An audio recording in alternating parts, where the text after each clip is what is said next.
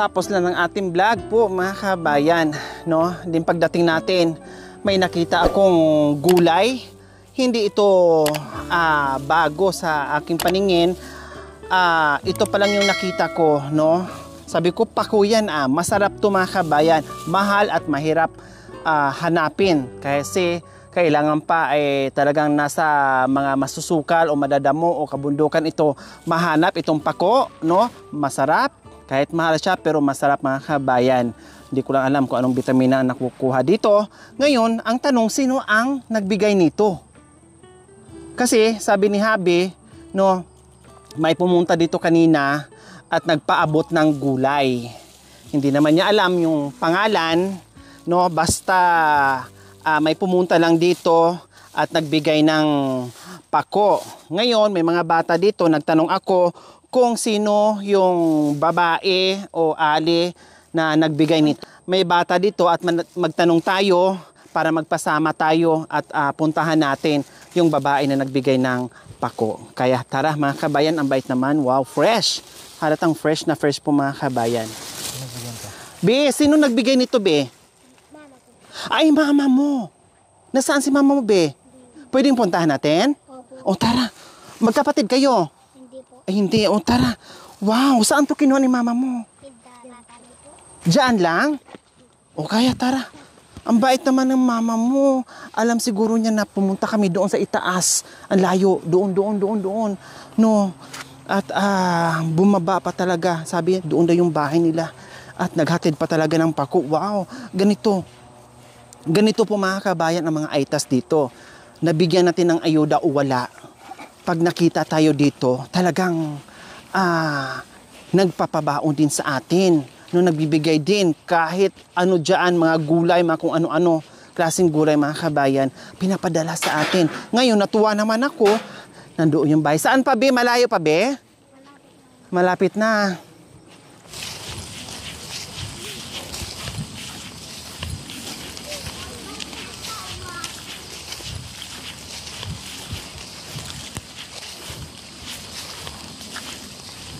Siguro yan dyan, oh. Parang fern to siya, no? Parang fern. Siguro po mga kabayan, ito yung ano, oh, pako. Ayan, parang ganito, no? Ayan, oh. Parang yan, eh. Oh, magkamukha siya pag lumaki. Siguro yung usbong niya, hindi ko alam. Fern yata yan, eh. Fern. Firm ata, firm. Tao po! Tao po! Ay, hello! Kayo si ate nagbigay nito? Wow, salamat naman. No, salamat naman at nag-abala ka pa. Talagang hinatiran mo pa kami doon ng pako. Tama, pako? Opo, pako po yan. Ay, pako. Ano ba? Ito ba yung firm? Firm po ng... Ayan, yung mga ganyan na parang kasing ano kasi. Hindi po. Ay, iba? Opo, hindi kinakain po yun po kinakain. Akala ko yung usbong yan. Hindi pala. Saan ito nakukuha? Papa po. Talagang pumunta ka pa doon at nanguha ka? Opo. Talaga naman tong babae. O sige, lagay ko muna to ha. Pumunta ka pa ng sapa para manguha nito at ibigay mo sa amin. Opo. Wow, anong pangalan mo? Evelyn po. Si Ate Evelyn mo. Salamat naman Ate Evelyn. Sobrang na-appreciate ko. Kasi ito, pag binili mo sa Baguio, may kamahalan. Masarap siya pero may kamahalan. Kasi hindi naman to basta-basta kung saan lang kukunin. Mahirap ito, di ba? Opo, Tama? mahirap po. Baka matutuklaw ka pa po ng aas. Ganun po. Bakit? Ang mga ilalim nito may mga ahas? Hindi pa may damo po. Siyempre, kumukuha ka po. Hindi mo na po alam. Meron pong ahas. Masukal. Opo, masukal. Sobrang sukal, madamo, at nandoon to. Opo. Ano bang itsura nito? Ano bang ibig ko sabihin? Ganyan lang siya? Para siyang ganyan din? Ganyan? Hindi po. O sanga-sanga? Para pong yung parang... Kung naman kahit ang pako. Malapit lang ba? Diyan po sa Pwede ba naming... pwede bang samahan mo kami o isama mo kami doon sa pinagkukuhanan mo kahit ilang piraso lang o makita ko man lang yung kung paano kukunin, kung ano ba talaga ang puno nito? Doon po kasi ako kumuha po sa baba po. Oh, dalamikin. Ganyan po yung ano niya po kapag matanda po. Yan po kasi yung ano. Pero ito yung, ang tawag nila po dito, pakundamulag, ganun po. Pakong damulag, Opo. hindi na makakain. Hindi po kinakain niya, pero kamukha niya po. Parang, ano po yung parang asawa niya po. Pero talbos niya. Opo, talbos niya po niyang ganyan po. Malayo pa yung pinagkukuhaan mo dito? Opo, doon po sa baba po doon. Pwede din pumunta? Sige po, Kahit pwede. saglit lang? O, sige. O tara. Ganito daw. Tara, sige nga. Punta tayo. Kahit makuhaan mo kami ng ilang piraso. Ay, saan tayo dadaan dito? Gusto ko lang ma-experience. Opo. So ayan po mga kabayan, punta tayo. Kasi naku-curious lang talaga ako nito mga kabayan. Yung pako na sinasabi na kasi mahirap nga ito tanggalin. O mahirap nga ito hanapin. No, biro nyo, siguro ulam na nila itong mga kabayan pero binigay pa sa atin. Kasya po kayo dito sa daan namin. Ha? Kasya po kayo dito sa daan namin. Grabe naman si Ate Evelyn. Magkakasya daw ako doon sa daanan. Sobrang laki ko na ba, Ate Evelyn? Uy. Tinatawanan ako. Hoy, kaya ko to, mga... Yan po. Ay, ay.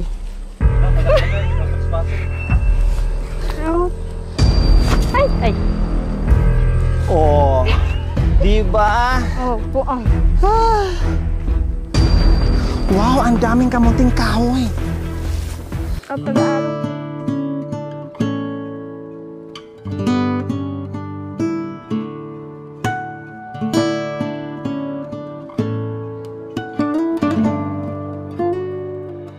Pala, yun nga lang, ang kalaban mo dito mga kabayan, sabi ni Ate Evelyn kanina, ay ahas baka matuklaw.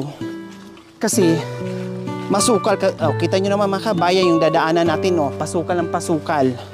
No?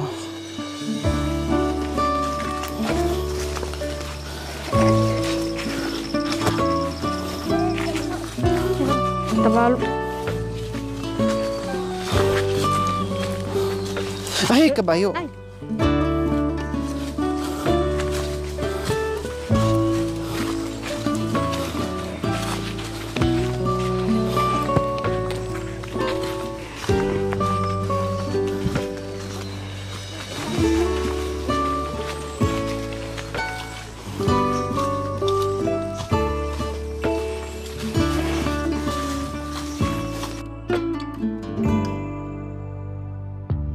Ayan po mga kabayan, no, masukal nga talaga dito.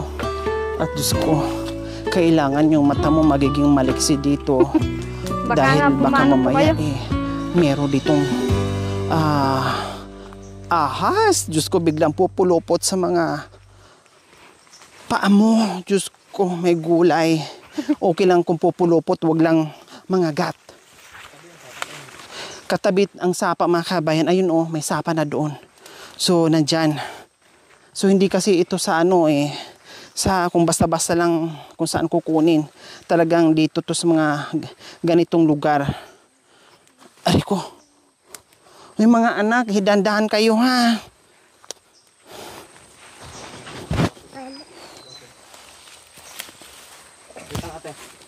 Saglit lang. Saan ate? Tulad po nito. Ay, ganyan. Opo. Ayun. Kukunin po ng ganyan po. Ayan. Parang firm nga ano. Opo, yan po. Oh, Opo, talbos ito po. na oh. Ayun po, pinagkunan po kanina po. Tapos doon po. Kailan to kinuha? Kanina po. Kanina lang talaga. Opo, kanina. Kasi halata malamig pa. Oh, Kanina pong umalis kayo. fresh. As in. Oh, wala. At talagang walang lanta. As in fresh. Talagang sinadya niya na alam niya nandiyan tayo at kinuhaan para mayroon siyang ipapauwi sa atin. Bakit kinuhaan mo kami nito na ang layo at ang hirap palang manguha dito at delikado, Ate Evelyn? Wala pa. Kanina po kasi nagtanong po kayo. Tsaka po, siyempre po mabait po kasi kayo. Kaya po, para sa akin po, yung masarap po sa ano ko, pakiramdam ko po yung bigyan ko po kayo ng pako. Kumbaga, ibig sabihin ni Ate Evelyn, para bang magaan daw sa kalooban niya na nakilala o nakita niya tayo diyan, no? At siguro alam niya na meron tayong tinutulungan, and then talagang kumuha siya dito para lang merong ipabaon sa atin, no? Kaya nakita nyo naman, walang lanta at bagong-bagong kuha po mga kabayan. Fresh, ang sarap nito. Ano bang luto nito, Ate Evelyn, na masarap kainin? Bigyan mo lang po ng kamatis at saka po bumburo. Ano po? Gisa, parang ganon. Lagyan ng kamatis at... Kahit hindi mo na po igigisa po. Ayan, kahit lagyan ng kamatis. Opo. Parang salad ang style. Opo, parang salad po. Okay. So saan pa yung iba? Ganito pala mga kabayan. No, hindi pala firm. Opo. Iba pala, ganyan. Ayun po sila. Ayun po yung anak niya, ayun. Nanguha. Tumawid doon sa kabilang sapa. Ayun, ito. Opo, yan po, ganyan po. Ito, ayan kailan ang talbos niya? Ito po yung talbos niya po. Ay, meron. Ito po. Ay, ayun. Sa gitna. Ayun. Nakakuha din ako. Tapos, ito. Hindi po yan, ano po Ay, yan? ano yan? Suks. Ha? Ano pong tawag dyan? Ay, iba na. Opo, iba po yun. Ay, Diyos ko, Ginoo ko. Kaya pala parang may tinik na kasi iba na pala yung iba na yung anong tawag nito? Damo. So ayan po mga kabayan, nakakatuwa tulad ni Ate Evelyn na na-appreciate niya yung ginagawa natin na hinatiran tayo doon, no? Hinatiran tayo tapos umuwi talaga siya ng bahay. Kaya sabi ko, magtanong tayo kasi tinanong ko doon sa driver natin, no? Basta may naghatid lang daw na babae tapos umuwi na. At buti na lang may mga bata doon at tinanong ko si Ate Evelyn nga at pinunta natin yung bahay niya, binisita natin. Kahit gaano kahirap yung buhay nila, mga kabayan, pero nandoon pa rin yung puso nila. Marunong din silang magbigay, no? Hindi man natin sila naisama sa vlog, hindi man natin sila nabigyan ng ayuda, pero marunong silang mag-appreciate sa mga kapitbahay nila o sa mga ibang tao o mga kaaitas nila dito ay nabigyan natin ng pagmamahal, no? At sabi nga niya, parang natuwa sila sa ginagawa natin kaya meron siyang pinabaon sa atin. Kaya maraming salamat Ate Evelyn ha. O ngayon, ikaw pala yon at napunta namin yung bahay mo. Salamat at sobrang naming na-appreciate yung ginagawa mo. So ayun mga kabayan. Ano be? Marami be? Ayan, okay, tama na yan. At least alam ko yung puno niya kasi curious lang talaga ako. Maraming nagbigay sa akin ng ganito. Kaya lang hindi ko alam kung anong puno talaga niya. Yun pala. Parang firm lang siya pero iba, magkahawig. Opo, magkahawig. Magkahawig sila.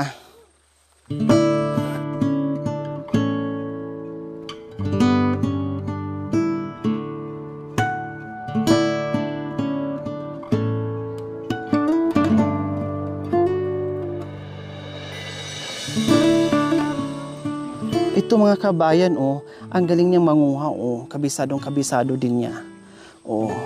Ito yung pako mga kabayan, okay? Hindi na tayo magpapagod dahil marami na ito. Nakita ko na yung puno niya. Tara, balik tayo sa inyo. Magkwentuhan tayo at maraming salamat. Mickey ni Justin. Mickey ni, maraming Mickey dito. Halika. Mek.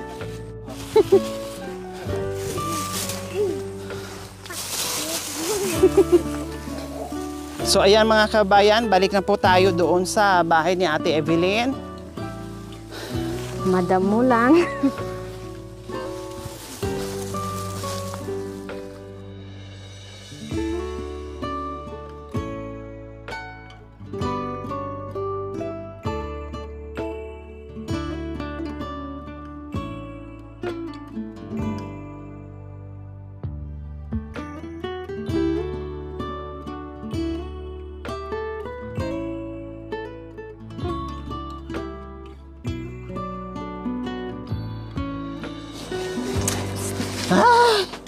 Diyos ko.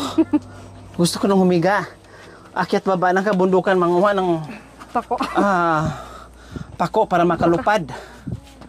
Ay, teka. Pahinga muna tayo, Ate Bea. Pahinga muna tayo, Ate Eve.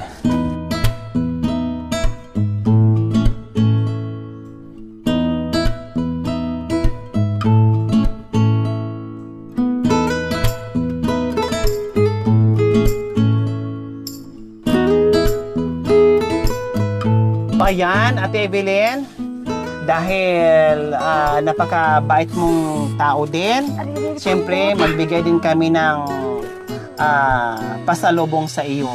'Di ba? Kasi iniwan mo lang doon at talagang hinanap kita at tinanong ko kung sino. O ngayon, meron din kaming pasalubong sa iyo bago kami uuwi. Meron ka ng assorted groceries, bigas at isang tray na itlog, Ate Evelyn. Nagpapasalamat po ako sa inyo. Hindi ko po in-expect po na meron pong biyaya po sa araw na ito po. Hindi lang yan. Meron ka pang. Salamat po. Diba? Dahil naalala at nag-abala ka pa sa amin para lang talaga meron kayong maibigay sa amin. Sobrang na-appreciate yun at ako'y natutuwa talaga. Maraming salamat po, syempre, kay Mami Myrna and Paps Don from Texas, USA na taga Bugalyon, Pangasinan. Maraming salamat po sa inyong ginitoang puso. Naway pagpalain po tayo ng Panginoong Diyos sa araw-araw. Naway ibigyan po tayo ng kalakasan ng katawan sa araw-araw. Naway ibigyan po tayo ng mahabang buhay. Pang sa ganon, marami pa tayong matulungan na gaya nila. Maraming salamat po, Sir Don at Ma'am Myrna po sa tulong na binigay niyo po sa amin. Maraming salamat po. Mga kabayan, huwag niyo pong kalimutan, paki-share, subscribe sa aking YouTube channel, Lori Aquino Talita. Maraming salamat po, Gabi Susol. Bye, Ate Janet.